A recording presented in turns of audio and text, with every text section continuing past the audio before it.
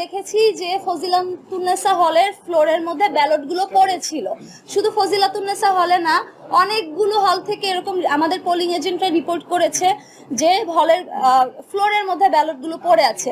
আর শিবিরের যে পোলিং এজেন্টরা আছে তারা কিভাবে 1 ঘন্টা আগেই ভোট কেন্দ্রে ঢোকার সুযোগ পায়। আমাদের যে পোলিং এজেন্টরা আছে সব পোলিং এজেন্টরা পৌঁছানোর আগেই অনেক হলে ভোট গ্রহণ শুরু হয়ে গিয়েছে। এটা তো স্পষ্ট যে এখানে কারচুপি করা হয়েছে। গতকাল রাত থেকেই আশঙ্কা করছিলাম এই নির্বাচন হবে একটি পাতানো নির্বাচন। যখন আমরা দেখলাম যে জামাতের একজন নেতা থেকে সরবরাহকৃত ওএমআর মেশিন আনা হয়েছে, বিশ্ববিদ্যালয় প্রশাসনের সুযোগ থাকা সত্ত্বেও যে আমাদের নিজেদের আমরা নির্দলীয় ম্যাটেরিয়ালসগুলো আনবো, তারপরে যখন এটা করেছে আমরা তখন থেকেই আশঙ্কা করছি এই নির্বাচন হবে পাতানো নির্বাচন। তো আজকে যখন আমরা নির্বাচনের দিন আসলাম আমরা বেশ কিছু অসঙ্গতি লক্ষ্য করলাম। একে একে আমি পয়েন্টগুলো বলছি। প্রথমত, কোনো হলে এমন কালি দেওয়া হয়নি যেটা অ্যাকচুয়ালি ইলেকশনে দেওয়া হয়। প্রত্যেকটা হলের যে কালিগুলো দেওয়া হয়েছে ভোটের পর সেগুলো মুছে গিয়েছে। আপনারা দেখবেন আমাদের কারো আঙুলে কালি নেই, আমরা কিন্তু ভোট দিয়েছি। তারপরে তাজউদ্দিন হলে আমাদের ভিপি প্রার্থীকে ঢুকতে দেওয়া হয়নি এবং তার সাথে প্রচুর মিসবিহেভিয়ার করা হয়েছে।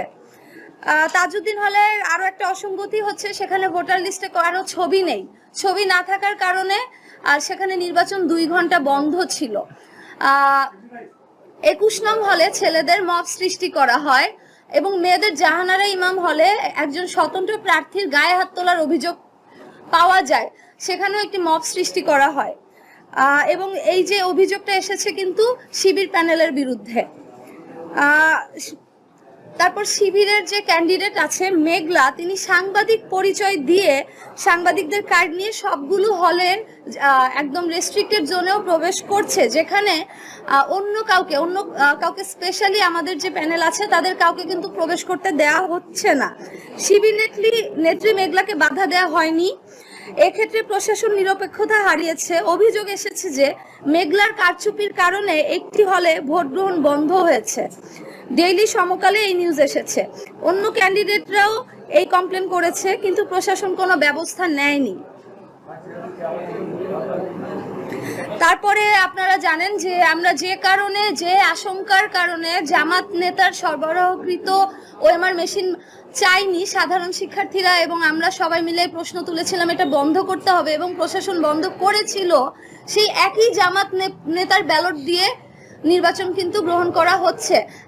এরই পরিপ্রেক্ষিতে আমরা দেখেছি একটি হলে যে ব্যালট পেপার আছে সেই ব্যালট পেপারের মধ্যে কার্যকরী সদস্যদের 3 জন ভোট দেওয়ার কথা, কিন্তু সেখানে লেখা আছে একজনকে ভোট দিন। তাহলে এই ব্যালট পেপারের মধ্যে পার্থক্যটা কেন থাকবে যদি ব্যালট পেপারে কোনো অসঙ্গতি না থাকে? সব হলে আমাদের যে পোলিং এজেন্ট আছে তাদেরকে থাকতে দেওয়া হয়নি, কিন্তু আমরা দেখেছি সকাল 8টা থেকে শিবিরের যে পোলিং এজেন্ট আছে তাদেরকে কিন্তু নির্বিঘ্নে প্রবেশ করতে দেওয়া হয়েছে।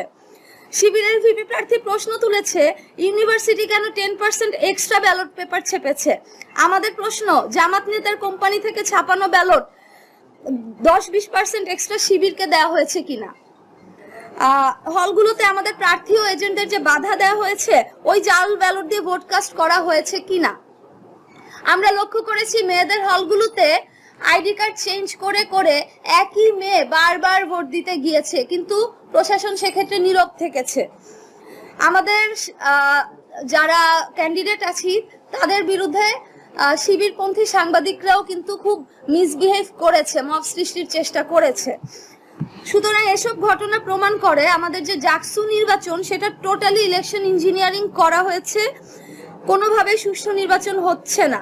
এটা একটা পরিপূর্ণ কারচুপির নির্বাচন, প্রহসনের নির্বাচন। আমরা দাবি করেছিলাম জামাত নেতার ছাপানো ব্যালট বাদ দিয়ে নির্বাচন করতে। ভিসি ও রিটার্নিং অফিসার আমাদের দাবি মানেন নাই। তারা যে কারণে জামাত নেতার সাপ্লাই করা ওএমআর মেশিনে ভোট গণনা বন্ধ করেছে, সেই একই কারণে জামাতের সাপ্লাই করা ব্যালটে ফেয়ার ইলেকশন হচ্ছে না। আমরা দাবি করেছি একটি ফ্রি অ্যান্ড ফেয়ার ইলেকশনের, কিন্তু ভয়াবহ ব্যাপার হচ্ছে ভোট কেন্দ্রগুলো মনিটর করার জন্য জামাত নেতার কোম্পানিকেই ডিরেক্ট টেলিকাস্ট সহ ভিডিও ক্যামেরা সাপ্লাই দিয়ে সিসিটিভির দায়িত্ব দেওয়া হয়েছে। এর মাধ্যমে শিবিরকে পুরো ভোট কেন্দ্রগুলো মনিটর করার সুযোগ করে দেওয়া হয়েছে। আমাদের বিজয় ব্যাহত করতে ইউনিভার্সিটি প্রশাসন জামাত শিবিরের সাথে এক হয়ে ইলেকশন ইঞ্জিনিয়ারিং এর ব্যবস্থা করেছে। এই নির্বাচনে স্টুডেন্টদের সত্যিকার রায়ের প্রতিফলন ঘটছে না। এসবের প্রতিবাদে আমরা নির্বাচন বর্জন করতে বাধ্য হচ্ছি।